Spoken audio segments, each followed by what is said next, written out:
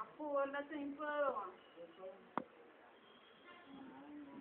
நான் எப்படியும் 1 லட்சம் ரூபாய் வேணும் வீடு கட்டணும்னா 1 லட்சம் காசு வேணும் காசு வேணும்னா வேலையும் கிடைக்கணும்.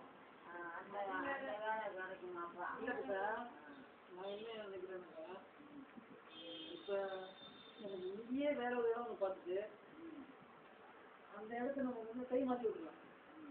வேற ஒரு இடம் வாங்குற மாதிரி இருக்கும், அந்த இடத்த கை மாற்றுற மாதிரி இருக்கும்.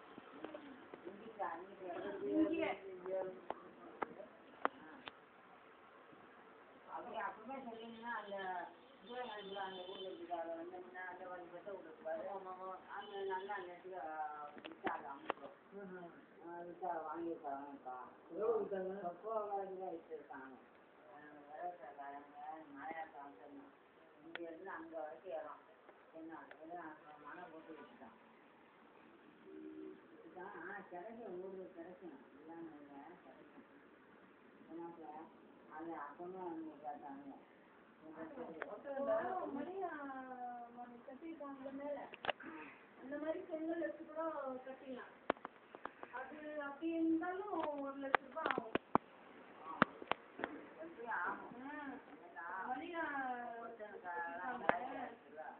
நான் அப்படியே சுண்ணாம்பு அடிச்சிடலாம். பூசி சொல்லி தேவையில்லை. சுண்ணாம்பு அடிச்சுன்னா தெரியல பாருங்க.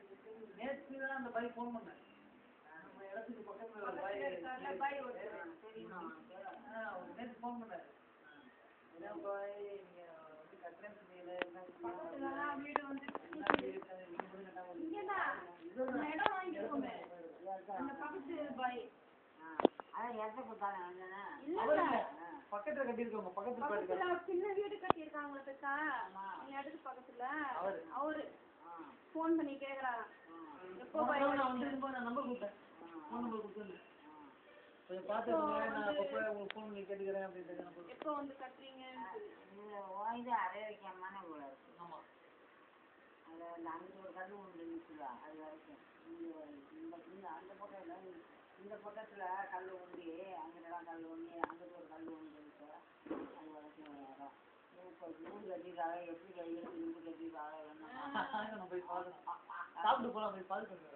அதான் ஏன்னா அப்புறம் டைம் இருக்கு. சாப்பிட்டு போய் பார்த்து செட்டா விடலாம் இல்லைங்க. நீங்க வரீங்களா? வரீங்களா பெட்டா? டயர்டாயிடுவோம். சரி வாங்க, நீங்க சாப்பிடணும்.